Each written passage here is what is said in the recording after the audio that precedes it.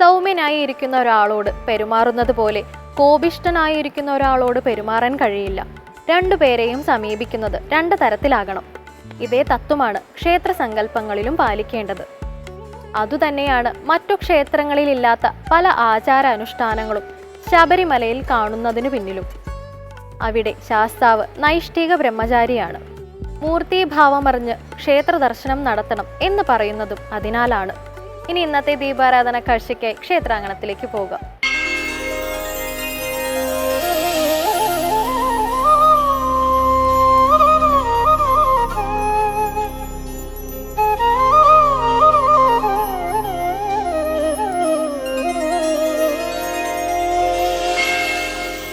ഷടാനനം കുങ്കുമരക്തവർണം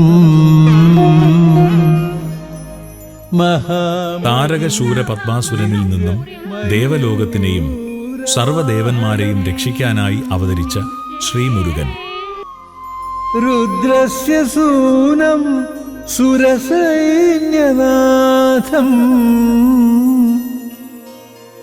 ഗുഹം സദാ ശരണമഹം പ്രപദ്യേ. സർവപ്രപഞ്ചശക്തികളെയും തന്റെ ആജ്ഞകൾക്ക് വിധേയമാകും വിധം അപാര ശക്തി വൈഭവങ്ങളോടെയാണല്ലോ ഭഗവാൻ അവതാരമെടുക്കുന്നത്. ഭൂലോകനാഥനായ പരമശിവനിലും പ്രകൃതിദേവിയായ ശ്രീപാർവതിയുടെയും മകനായി ജന്മമെടുക്കുന്ന ഭഗവാന്റെ അത്ഭുത ലീലകൾ കണ്ട് ദേവദേവന്മാരും ത്രിലോകങ്ങളും സർവചരാചരങ്ങളും അതിശയിച്ചു നിന്നുവെന്നാണല്ലോ സ്കന്ദപുരാണം പറയുന്നത്. ബ്രഹ്മദേവനിൽ നിന്നും വരം ലഭിച്ച താരകാസുരൻ ത്രിലോകങ്ങളെയും തന്റെ അധീനതയിലാക്കുവാൻ ആർത്തട്ടഹസിച്ചു നടക്കുമ്പോൾ താരകാസുരവധത്തിനായി ജന്മം കൊണ്ട വേലായുധൻ തന്റെ ശക്തി വൈഭവങ്ങൾ കൊണ്ട് പഞ്ചഭൂതങ്ങളെ കൈകളിലെടുത്ത് അമ്മാനമാടി ബാല്യം ആഘോഷിക്കുകയായിരുന്നു. ശത്രുഹര എൻ ദുരിതങ്ങളകറ്റുന്ന സ്കന്ദ മുരുക മനസ്സിലെ മയിൽവാഹ. സപ്തസമുദ്രങ്ങളെയും ഭഗവാൻ തന്റെ കൈകളിലൊതുക്കി ഒന്നാക്കി. ആകാശത്തിനെയും നക്ഷത്രങ്ങളെയും എന്നുവേണ്ട സർവപ്രപഞ്ചത്തിനെയും തന്റെ കരവലയത്തിലൊതുക്കി ഭഗവാൻ തന്റെ അവതാരശക്തി വൈഭവങ്ങൾ കാട്ടി സർവദേവന്മാരെയും വിസ്മയിപ്പിച്ചു. മുരുക മനസ്സിലെ മയിൽവാഹനത്തിൽ മരുവുമെന്മേല. ഒഴുകുന്ന ഗംഗയെപ്പോലും സുബ്രഹ്മണ്യൻ തന്റെ ശക്തിയാൽ സ്തംഭിപ്പിച്ചു. ത്രിലോകത്തെയും പ്രകാശിപ്പിക്കും വിധം തേജസ്സും അപാര ശക്തിവിശേഷവുമുള്ള മുരുകന്റെ ജന്മം പാർവതീദേവിയുടെ ഉദരത്തിൽ ഉൾക്കൊള്ളുവാൻ കഴിയാത്തതുകൊണ്ട് മഹാദേവ ചൈതന്യം പഞ്ചഭൂതങ്ങളിൽ ലയിച്ചു ചേർന്ന് ഗംഗയിലൂടെ ഒഴുകി ശരവണ പൊയ്കയിൽ എത്തിച്ചേരുകയായിരുന്നു.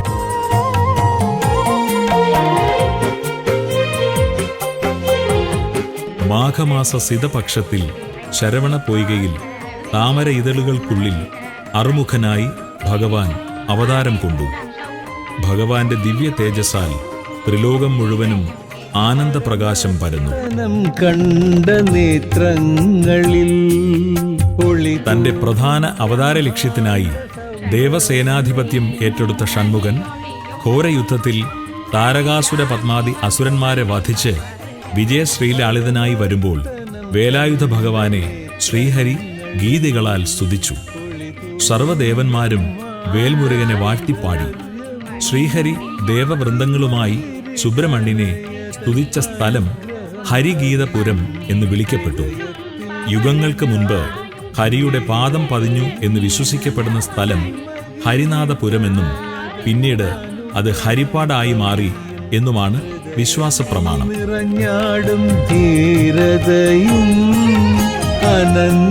അനന്യമെന്നറിയുന്നു നിൻ സേവകൻ അടിയന് നീയല്ലാതെ ഭയമാ. ശ്രീഹരി വിഷ്ണുവിന്റെ ദശാവതാരങ്ങളിൽ ആറാമത്തെ തിരു അവതാരമായ ഭാർഗവരാമനാൽ സൃഷ്ടിക്കപ്പെട്ടു എന്ന് വിശ്വസിക്കപ്പെടുന്നതും ശൂർപാരകം എന്ന പുരാണങ്ങളിൽ പറയപ്പെടുന്നതുമായ മലയാളക്കരയിലെ 64 ഗ്രാമങ്ങളിൽ കലാ-സാംസ്കാരിക മേഖലയുടെ പുഷ്ടിയാലും ചരിത്രപരവും പൗരാണികവുമായ കഥകൾ ഉറങ്ങിക്കിടക്കുന്ന ഭൂവിഭാഗമാകയാലും ഗണനീയ പ്രാധാന്യം ഉൾക്കൊള്ളുന്ന ഹരിപ്പാട് ശിവപാർവതീസുതനായ സുബ്രഹ്മണ്യസ്വാമി കുടികൊള്ളുന്ന ക്ഷേത്ര നഗരമെന്നും തെക്കൻ പളനി എന്നും അറിയപ്പെടുന്നു. മനസ്സിലെ മയിൽവാഹനത്തിൽ മരുവുമെൻ വേലായുധ ഹരിഗീതപുരവ. 7 മഹാക്ഷേത്രങ്ങളുടെ പട്ടികയിൽ ഹരിഹരന്മാരുടെ ചൈതന്യം ഉൾക്കൊള്ളുന്ന പ്രധാനപ്പെട്ട മഹാക്ഷേത്രമാണ്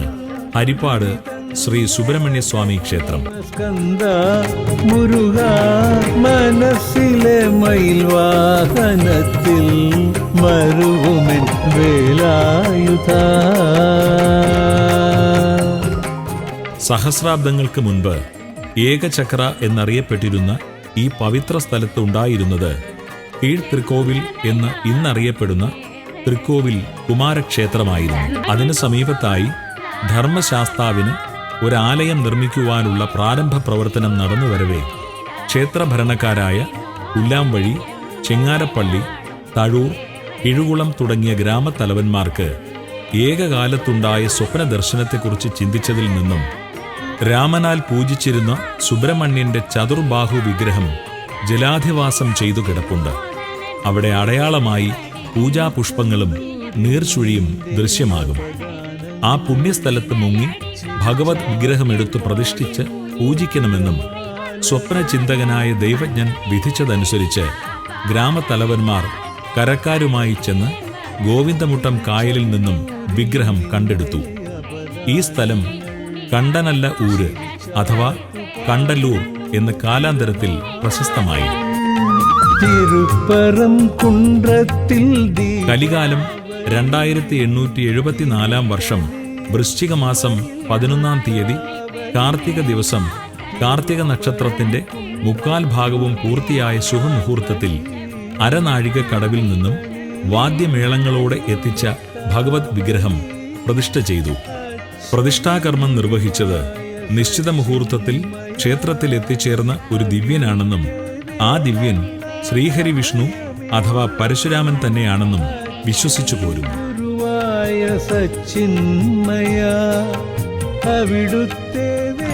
ശ്രീ സുബ്രഹ്മണ്യന്റെ ഷടാധാര പ്രതിഷ്ഠയാണ് ശ്രീകോവിലിൽ കുടികൊള്ളുന്നത്. ഹരിപ്പാട് ശ്രീ സുബ്രഹ്മണ്യ സ്വാമി മഹാക്ഷേത്രത്തിൽ വർഷത്തിൽ 3 കൊടിയേറ്റുത്സവങ്ങൾ നടക്കുന്നു. ഓരോ തിരുവുത്സവവും 10 നാൾ നീണ്ടു നിൽക്കുന്നതും 10ാം ദിവസം തിരുആറാട്ട് നടത്തുന്നതുമാണ്. താന്ത്രിക വിധി അനുസരിച്ച് അങ്കുരാദി, ത്വജാദി, പടഹാദി എന്നിങ്ങനെ അറിയപ്പെടുന്ന ഉത്സവത്രയങ്ങൾ വ്യത്യസ്ത തീർത്ഥങ്ങളിൽ ആറാട്ടോടെ സമാപിക്കുന്നു. ഈ ഉത്സവത്രയങ്ങൾ ആവണി, മാർഗഴി, ചിത്തിര ഉത്സവങ്ങൾ എന്ന് വിളിക്കപ്പെടുന്നു. ഹരിപ്പാട് ശ്രീ സുബ്രഹ്മണ്യ സ്വാമി മഹാക്ഷേത്രത്തിലെ നാലമ്പലത്തിന്റെ പടിഞ്ഞാറേ നട തുറക്കാതായിട്ട് നൂറ്റാണ്ടുകൾ പലത് കഴിഞ്ഞു. ഇതുമായി ബന്ധപ്പെട്ട കഥ ഇപ്രകാരമാണ്. താമല്ലാക്കൽ വടക്ക് കരുനാട്ട് എന്നറിയപ്പെട്ടിരുന്ന ഒരു ബ്രാഹ്മണ കുടുംബം ഉണ്ടായിരുന്നു. നാടുവാഴിയുടെ എല്ലാ അധികാരങ്ങളും ധാരാളം ഭൂസ്വത്തുക്കളും ഉണ്ടായിരുന്ന കരുനാട്ട് കാരണവരായ ഒരു ബ്രാഹ്മണ ശ്രേഷ്ഠന് സന്താനഭാഗ്യമില്ലാതിരുന്നതിനാൽ അതീവ ദുഃഖിതനായിരുന്നു. ഹരിപ്പാട് സുബ്രഹ്മണ്യ സ്വാമി ക്ഷേത്ര ദർശനം നിത്യവും നടത്തിയിരുന്ന വേലായുധസ്വാമി ഭക്തനായ ഈ ബ്രാഹ്മണൻ അനവധി ദുഃഖം സഹിക്കാൻ വയ്യാതെ തന്റെയും കുടുംബത്തിന്റെയും സ്വത്തുവകകളെല്ലാം ഹരിഗീത പുരേശന് തൃപ്പടിദാനമായി സമർപ്പിച്ച് സോപാനത്തിന് മുമ്പിൽ വച്ച് കയ്യിൽ കരുതിയിരുന്ന കത്തിയാൽ പ്രാണത്യാഗം ചെയ്യുവാൻ സ്വയം ശരീരത്തിൽ മുറിവേൽപ്പിച്ചു. അതിനുശേഷം പടിഞ്ഞാറേ നാലമ്പല നടയിലൂടെ പുറത്തേക്കൂടി നാലമ്പലത്തിന് പുറത്തുവന്ന് മരിച്ചു വീണു. അന്നടച്ച പടിഞ്ഞാറേ നട പിന്നീട് ഇതുവരെ തുറന്നിട്ടില്ല. ഒരിക്കലും തുറക്കാത്ത നട എന്ന് ഈ തിരുനട അറിയപ്പെടുന്നു. പ്രാണത്യാഗം ചെയ്ത കരുനാട്ട് കാരണവർ ബ്രഹ്മരക്ഷസായി ഈ ക്ഷേത്രത്തിൽ കുടികൊള്ളുന്നു. ഒരിക്കൽ അഗ്നിക്കിരയായ ക്ഷേത്രം ഇന്ന് കാണുന്ന രീതിയിൽ പുനർനിർമ്മിക്കുകയും പുനഃപ്രതിഷ്ഠ നടത്തപ്പെടുകയുമുണ്ടായി. ക്ഷേത്രകോവിലിന്റെ തെക്കേ നടയിൽ ദക്ഷിണാമൂർത്തി പ്രതിഷ്ഠയും ചതുർബാഹുവായ ഗണപതി പ്രതിഷ്ഠയുമുണ്ട്.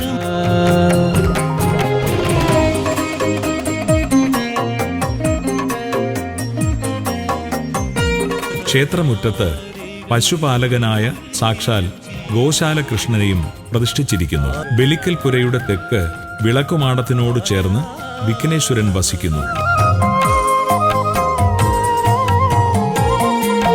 കൂടാതെ യക്ഷിയമ്മ, ഈശാന കോണിൽ പ്രതിഷ്ഠിച്ചിരിക്കുന്ന ഗുരുതികാമനും പഞ്ചമിയുമാണ് മറ്റ് ഉപദൈവങ്ങൾ. ക്ഷേത്രമതിലിന് വെളിയിലായി തെക്കുകിഴക്ക് മൂലയ്ക്ക് ചതുരശ്രീ കോവിലോടുകൂടി ബാലമുരുക പ്രതിഷ്ഠയുണ്ട്.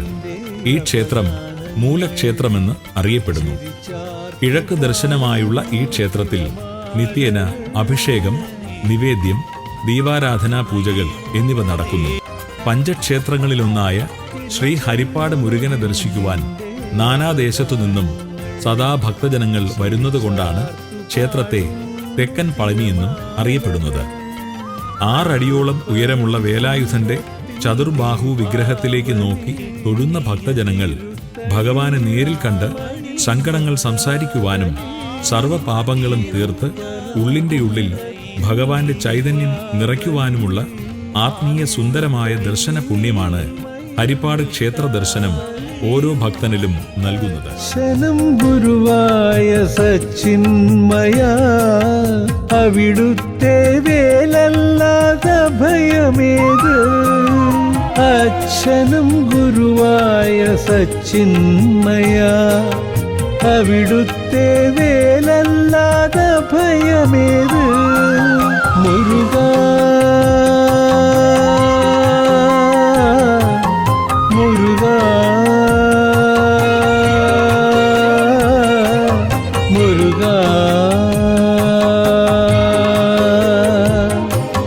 മുക്കണ്ണൻ മകനെ ഗുഹനെ പാഹിമ.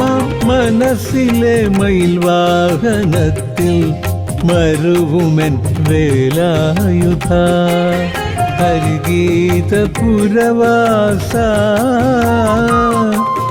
ശത്രുഹര, എൻ ദുരിതങ്ങളകറ്റുന്ന സ്കന്ദ മുരുക. മനസ്സിലെ മയിൽവാഹനത്തിൽ മരുവുമെൻ വേലായുധ. ഹരിഗീത പുരവാസ, ഹരിഗീത പുര